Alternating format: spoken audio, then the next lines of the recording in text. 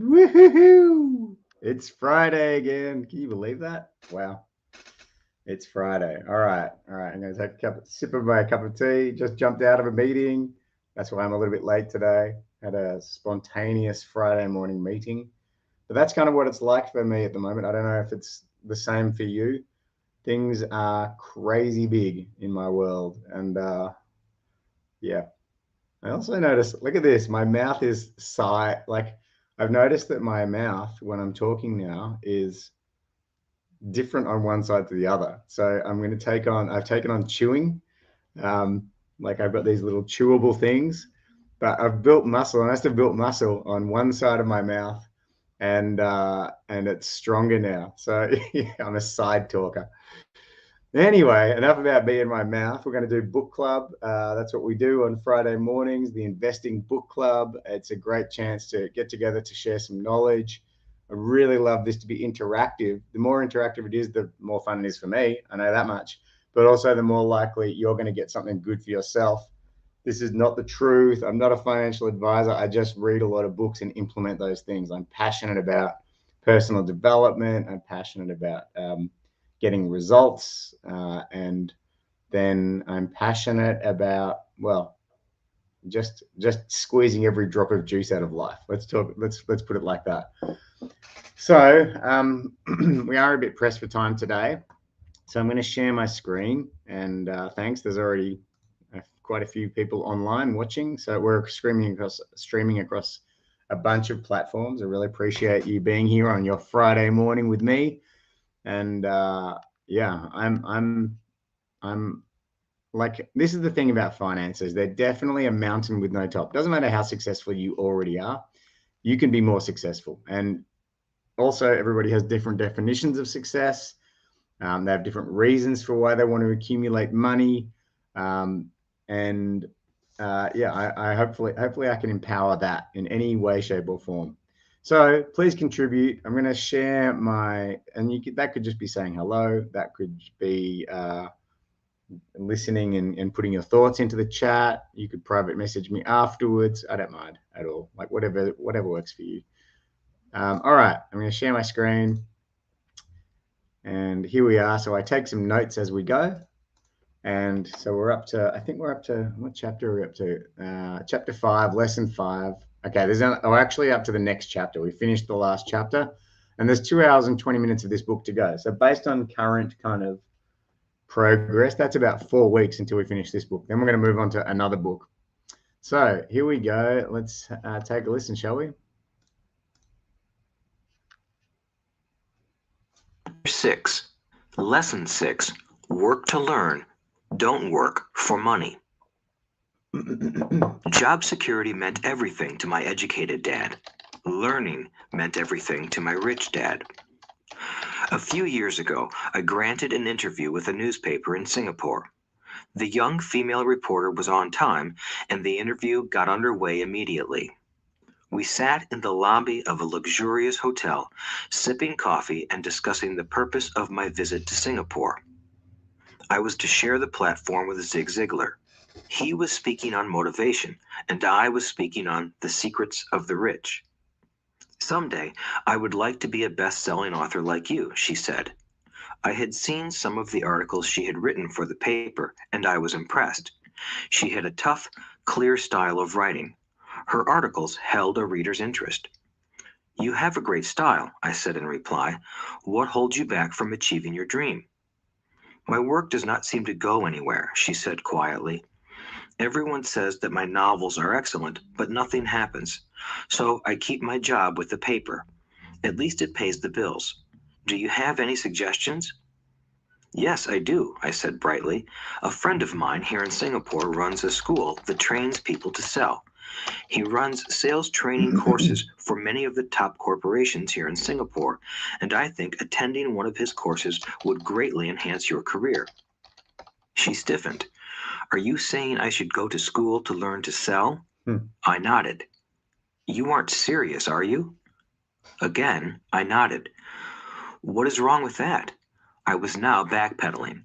She was offended by something, and now I was wishing I had not said anything.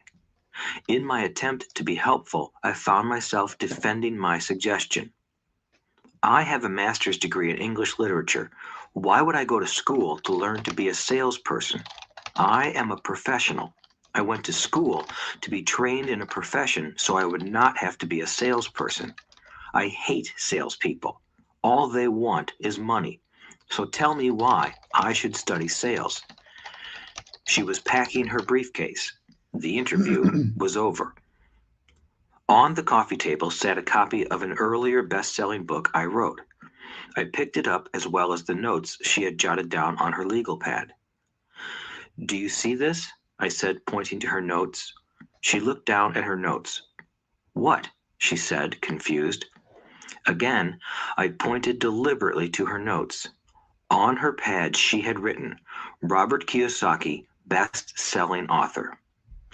It says best-selling author, not best writing author, I said quietly. Her eyes widened. I am a terrible writer, I said. You are a great writer. I went to sales school. You have a master's degree. Put them together, and you get a best-selling author and a best writing author. Anger flared from her eyes. I'll never stoop so low as to learn how to sell. People like you have no business writing. I'm a professionally trained writer, and you are a salesman. It is not fair, she fumed. She put the rest of her notes away and hurried out through the large glass doors into the humid Singapore morning. At least she gave me a fair and favorable write-up the next morning. The world is filled with smart, talented, educated, and gifted people. We meet them every day. They are all around us. A few days ago, my car was not running well. I pulled into a garage, and the young mechanic had it fixed in just a few minutes. He knew what was wrong by simply listening to the engine. I was amazed. I am constantly shocked at how little talented people earn. I have met brilliant, highly educated people who earn less than $20,000 a year. A business consultant who specializes in the medical trade was telling me how many doctors, dentists, and chiropractors struggle financially. All this time, I thought that when they graduated, the dollars would pour in. It was this business consultant who gave me the phrase, they are one skill away from great wealth. What this phrase means is that most people need only to learn and master one more skill, and their income would jump exponentially. I have mentioned before that financial intelligence is a synergy of accounting, investing, marketing, and law. Combine those 4 technical skills, and making money with money is easier than most people would believe. Okay. Yeah, this is really powerful stuff. So, like, I literally came out of a meeting into this meeting. That's why I started the book club late today. But this guy is like, my wife and I have a big brand. We have the people's attention from all over the world. Our followers are ginormous on Instagram, and they have models, and they have 50 million followers, like on and on. He went about his brand, right? But the thing is, they don't have traction.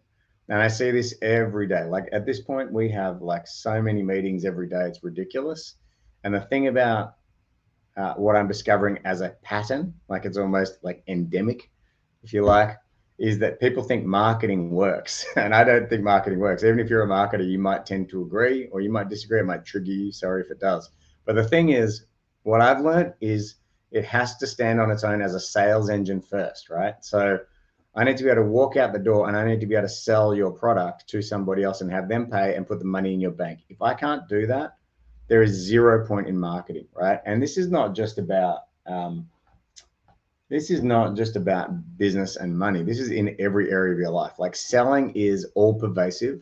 Selling happens in getting your child to do their homework, in getting your partner to clean up the kitchen, whatever, doesn't matter. Like this is everywhere. Selling is everywhere. And it's kind of also very subtle. Like you never read the word selling in best-selling author as a sale, do you? You don't, you kind of don't associate that with the act of sales. It's quite fascinating.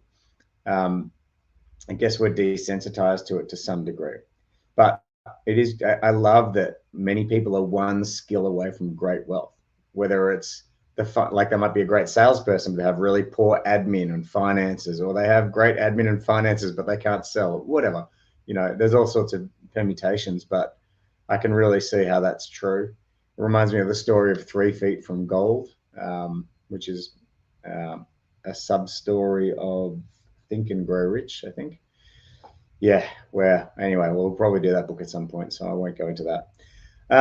All right, so let us continue, s'il vous plaît. Let's continue, if you please, in French, I believe. All right, here we go. When it comes to money, the only skill most people know is to work hard. The classic example of a synergy of skills was that young writer for the newspaper. If she diligently learned the skills of sales and marketing, her income would jump dramatically. If I were her, I would take some courses in advertising copywriting as well as sales. Then, instead of working at the newspaper, I would seek a job at an advertising agency. Even if it were cut and pay, she would learn how to communicate in shortcuts that are used in successful advertising. She also would spend time learning public relations, an important skill. She would learn how to get millions in free publicity. Then, at night and on weekends, she could be writing her great novel. When it was finished, she would be better able to sell her book. Then, in a short while, she could be a best-selling author. When I came out with my first book, If You Want to Be Rich and Happy, Don't Go to School, a publisher suggested I change the title to The Economics of Education. I told the publisher that with a title like that, I would sell 2 books, one to my family and one to my best friend. The problem is that they would expect it for free. The obnoxious title, If You Want to Be Rich and Happy, Don't Go to School, was chosen because we knew it would get tons of publicity. I am pro-education and believe in education reform. If I were not pro-education, why would I continue to press for changing our antiquated educational system? So I chose a title that would get me on more TV and radio shows simply because I was willing to be controversial. Many people thought I was a fruitcake, but the book sold and sold. When I graduated from the U.S. Merchant Marine Academy in 1969, my educated dad was happy. Standard Oil of California had hired me for its oil tanker fleet as a third mate. The pay was low compared with my classmates, but it was okay for a first real job after college. My starting pay was about $42,000 a year, including overtime, and I only had to work for 7 months. I had 5 months of vacation. If I had wanted to, I could have taken the run to Vietnam with a subsidiary shipping company and easily doubled my pay instead of taking 5 months of vacation. I had a great career ahead of me, yet I resigned after 6 months with the company and joined the Marine Corps to learn how to fly. My educated dad was devastated. Rich Dad congratulated me. In school and in the workplace, the popular opinion is the idea of specialization. That is, in order to make more money or get promoted, you need to specialize. That is why medical doctors immediately begin to seek a specialty such as orthopedics or pediatrics. The same is true for accountants, architects, lawyers, pilots, and others. My educated dad believed in the same dogma. That is why he was thrilled when he eventually achieved his doctorate. He often admitted that schools reward people who study more and more about less and less. Rich Dad encouraged me to do exactly the opposite. You want to know a little about a lot, was his suggestion. That is why for years I worked in different areas of his companies. For a while, I worked in his accounting department. Although I would probably never have been an accountant, he wanted me to learn via osmosis. Rich Dad knew I would pick up jargon and a sense of what is important and what is not. I also worked as a busboy and construction worker as well as in sales, reservations, and marketing. He was grooming Mike and me. That is why he insisted we sit in on the meetings with his bankers, lawyers, accountants, and brokers. He wanted us to know a little about every aspect of his empire. When I quit my high-paying job with Standard Oil, my educated dad had a heart-to-heart talk with me. He was bewildered. He could not understand my decision to resign from a career that offered high pay, great benefits, lots of time off, and opportunity for promotion. When he asked me one evening, "Why did you quit?" I could not explain it to him, though I tried hard to. My logic did not fit his logic. The big problem was that my logic was my rich dad's logic. Job security meant everything to my educated dad. Learning meant everything to my rich dad. All right. So there's kind of security and there's learning, two kind of pathways emerging here. Wow. All right. So definitely there are people in my world who are always doing courses. And the thing about that is it's fine if that's unsticking you. If you are moving forwards, getting results as a result of those courses. Like I'm mindful to do courses that solve the next thing that's in my way, whether I need to scale or whether I need leadership or whether I need um, to be able to relax more, whatever it is, right? I'm just constantly looking for, okay, whether my jiu-jitsu game is struggling or my chess game is struggling, whatever it is, I'm looking for that course to solve that specific thing, not to be in a course for course's sake, not to be learning for learning's sake, although there is kind of sometimes hidden gems that you will find by just studying. I find that where the rubber meets the road is where you can apply that stuff. So that's why I actually have as many businesses as I do, as many business ventures, and I do as many things as I can, is actually to find spaces, labs, if you like, to practice what I'm learning and apply it. And if it works, great. If not, I throw it away and do something different. But yeah, I don't recommend learning without application. I really don't see that that works. And the same goes with finances, right? Like studying the crypto markets or studying the stock market. Don't do that if you're not going to invest. That's pointless. And I'm not saying invest big money. I'm saying like if you're going to study it and you want to learn, put in $10 and try. Like actually do. You can't really do that with the stock market, but with crypto, you certainly can actually put your head on the chopping block, put yourself at issue, and see what you can do. Being obnoxious and controversial can work, definitely. I've spent a lot of my life being obnoxious and controversial.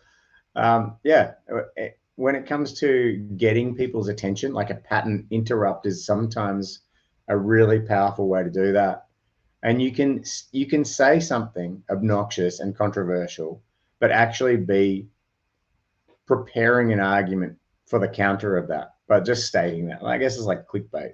it's a clickbait situation, but people do respond. That's why clickbait is so popular because people click on it. If I see if I see something about what's happening with a popular celebrity couple, even though I have no interest, sometimes I just can't resist clicking on that clickbait. So it works. I know from my own experience. School rewards people who study more and more about less and less, and instead try learning and knowing a little about a lot. I find that fascinating because so many books I read and so much coaching I get talks about specializing, but I really do see the merit because you never know what you can cross apply. For example, I have a chess coach at the moment. The chess coach is teaching me about decision making frameworks. That's fantastic. And openings, middle game, and end game, right? And as a result of that, I realized that when I get the opportunity for one-on-one coaching in jiu-jitsu, and the guy or girl says to me, "What do you want to work on?" I don't know. Like I really don't know. But now I'm very clear that I want to work on my opening specifically for competition, right? I want to nail the very first scenarios I encounter in my jiu-jitsu matches, and the reason for that is because like that can dictate the rest of the match. So like learning a little bit from everything can mean that you can bring those skills, you can cross them over into what you're doing. All right, let's keep going. We're going to go do another 15 minutes today. So it's another kind of 10 minutes or so of content. Educated Dad thought I went to school to learn to be a ship's officer. Rich Dad knew that I went to school to study international trade. So, as a student, I made cargo runs, navigating large freighters, oil to the Pacific.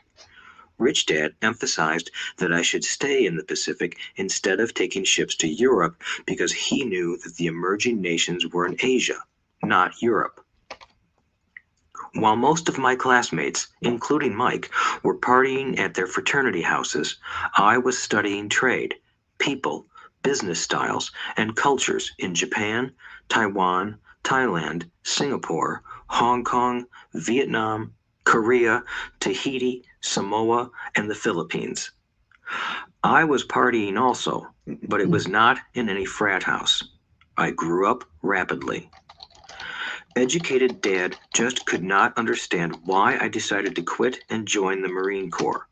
I told him I wanted to learn to fly, but really, I wanted to learn to lead troops. Rich Dad explained to me that the hardest part of running a company is managing people. He had spent 3 years in the Army. My educated dad was draft exempt. Rich Dad valued learning to lead men into dangerous situations.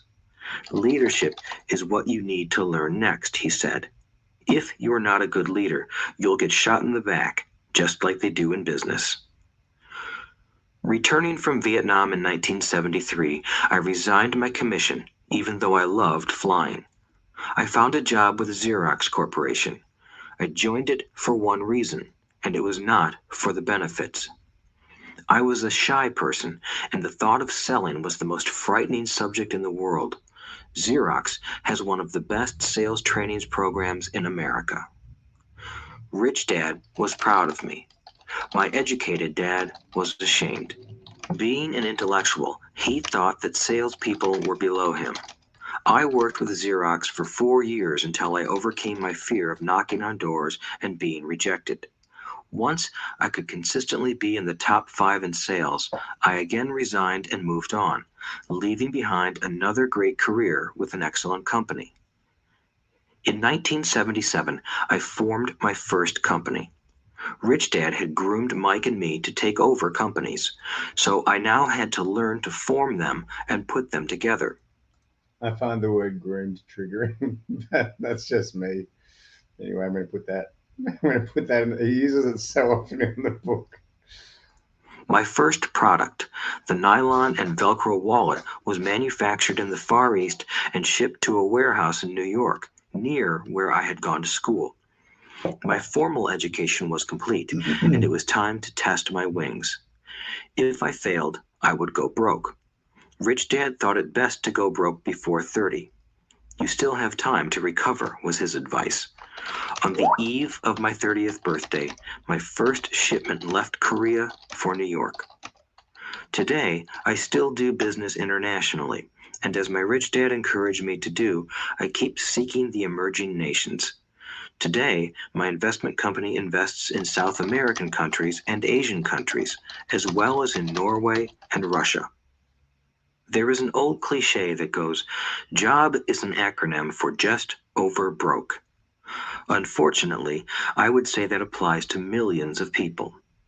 Because school does not think financial intelligence is an intelligence, most workers live within their means. They work and they pay bills. There is another horrible management theory that goes, workers work hard enough to not be fired, and owners pay just enough so that workers won't quit. And if you look at the pay scales of most companies, again, I would say there is a degree of truth to that statement. The net result is that most workers never get ahead. They do what they've been taught to do, get a secure job. Most workers focus on working for pay and benefits that reward them in the short term, but are often disastrous in the long run. Instead, I recommend to young people to seek work for what they will learn more than what they will earn. Look down the road at what skills they want to acquire before choosing a specific profession and before getting trapped in the rat race. Once people are trapped in the lifelong process of bill paying, they become like those little hamsters running around in those metal wheels. Their little furry legs are spinning furiously. The wheel is turning furiously, but come tomorrow morning, they'll still be in the same cage. All right. Yeah. So he talks about how he learned through, like he quit a really secure job, went and worked in an area where he could learn the cultures and the business styles and people in all sorts of different areas across the world. And while it scared the hell out of his educated dad, it excited his rich dad. And the idea of well, working to learn is really fascinating to me. I definitely see it all the time. I see that, like, if you're willing to put the sweat in up front and learn rather than asking for money, then amazing things flow back as results of that. And a lot of people think they need to get paid at every corner.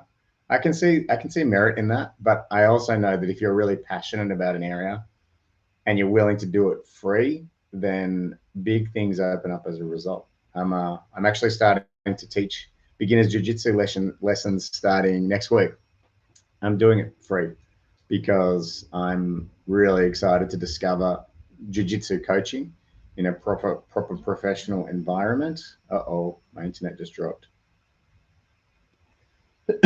Internet's low. Let's hope that comes good. Am I still online? Hopefully, I'm still online. I think it's back. So yeah, I'm giving away jiu-jitsu coaching so that I can learn about jiu-jitsu coaching, and that opens up a pathway for me to become a jiu-jitsu coach full time. Should I want to do that at some point, and that prospect really excites me. So working to learn versus working to get paid, and the money flows at an appropriate time. It's best to get broke before 30. I'm definitely not advising going broke, but I do agree with that. Like, I've had my fair share of business trials and tribulations, and what I've discovered is that yeah, it takes a lot of time to recover from a big business setback. And so, if you are going to be taking risks out there and doing those sorts of things, risk it while you're young. And then you've got plenty of gas in the tank for that recovery with all of that new knowledge that you learned. And that, in my view, is still preferable to being in this just over broke situation where you can never get ahead. So it all checks out and makes sense to me. That's for sure. Great job. In the movie Jerry Maguire, starring Tom Cruise, there are many great one-liners. Probably the most memorable is, "Show me the money." But there is one line I thought most truthful. It comes from the scene where Tom Cruise is leaving the firm. He has just been fired, and he is asking the entire company, "Who wants to come with me?" And the whole place is silent and frozen. Only one woman speaks up and says, "I'd like to, but I'm due for a promotion in 3 months." That statement is probably the most truthful statement in the whole movie. It is the type of statement that people use to keep themselves busy, working away to pay bills. I know my educated dad looked forward to his pay raise every year, and every year he was disappointed. So he would go back to school to earn more qualifications so he could get another raise. Then, once again, there would be another disappointment. The question I often ask people is, where is this daily activity taking you? Just like the little hamster, I wonder if people look at where their hard work is taking them. What does the future hold? In his book, The Retirement Myth, Craig S. Carpel writes, "I visited the headquarters of a major national pension consulting firm and met with a managing director who specializes in designing lush retirement plans for top management. When I asked her what people who don't have corner offices will be able to expect in the way of pension income, she said with a confident smile, 'The silver bullet.'" "What," I asked, "is the silver bullet?" She shrugged and said, "If baby boomers discover they don't have enough money to live on when they're older, they can always blow their brains out." Carpel goes on to explain the difference between the old defined benefit retirement plans and the new 401k plans that are riskier. It is not a pretty picture for most people working today, and that is just for retirement. Add medical fees and long-term nursing home care, and the picture is frightening. Already, many hospitals and countries with socialized medicine need to make tough decisions, such as who will live and who will die. They make those decisions purely on how much money they have and how old the patients are. If the patient is old, they often will give the medical care to someone younger. The older, poor patient gets put to the back of the line. Just as the rich can afford better education, the rich will be able to keep themselves alive, while those who have little wealth will die. So I wonder, are workers looking into the future or just until their next paycheck, never questioning where they are headed? When I speak to adults who want to earn more money, I always recommend the same thing. I suggest taking a long view of their life. Instead of simply working for the money and security, which I admit are important, I suggest they take a second job that will teach them a second skill. Often I recommend joining a network marketing company, also called multi-level marketing, if they want to learn sales skills. Some of these companies have excellent training programs that help people get over their fear of failure and rejection, which are the main reasons people are unsuccessful. Education is more valuable than money in the long run. When I offer this suggestion, I often hear in response, "Oh, that is too much hassle," or "I only want to do what I am interested in." If they say it's too much of a hassle, I ask, "So you would rather work all your life giving 50% of what you earn to the government?" If they tell me, "I only do what I am interested in," I say, "I'm not interested in going to the gym, but I go because I want to feel better and live longer." Unfortunately, there is some truth to the old statement, "You can't teach an old dog new tricks." Unless a person is used to changing, it's hard to change. But for those of you who might be on the fence when it comes to the idea of working to learn something new, I offer this word of encouragement. Life is much like going to the gym. The most painful part is deciding to go. Once you get past that, it's easy. There have been many days I have dreaded going to the gym, but once I am there and in motion, it is a pleasure. After the workout is over, I am always glad I talked myself into going. If you are unwilling to work to learn something new and instead insist on becoming highly specialized within your field, make sure the company you work for is unionized. All right. So, yeah, that's the last we're going to listen to today. Yeah, and I definitely can relate to. I know what people feel when the promotion and the pay rise conversations happen. Because the businesses are dealing with you know all sorts of stuff, so they can't reliably promise and deliver unless they're a multinational, and even then sometimes they can't. So yeah, I know as the owner of a small business that sometimes disappointment happens even for our own team members. And we encourage our team to have a side hustle to develop themselves if they want to. And for this very reason, the impacts are real. I know for myself that the one skill I keep alive above all my others, like I have strong IT skills, for example, but I'm not too focused on them because they're not going to, like, if everything goes to shit, basically, what I know is that I can open a Gumtree store and sell stuff. So I keep that alive. I actually sell a lot of things online to keep the way that I present something or write about something or communicate with customers. I keep those things alive, those skills, so that I've always got sales in my makeup. I'm always selling, right? And that's the skill I focus on keeping the sharpest. And I'm learning new ways of selling. Learning what the market wants to see in their selling. So I really, really love this part of the book. And it says, not only gain that second skill, but make that second skill cause you to sell. Even if you hate selling, make sure that you have that skill in your arsenal. All right. Well, I really appreciate your time. Thank you for joining me on this Friday, and I wish you a happy weekend. And let's do it again next week. Peace out.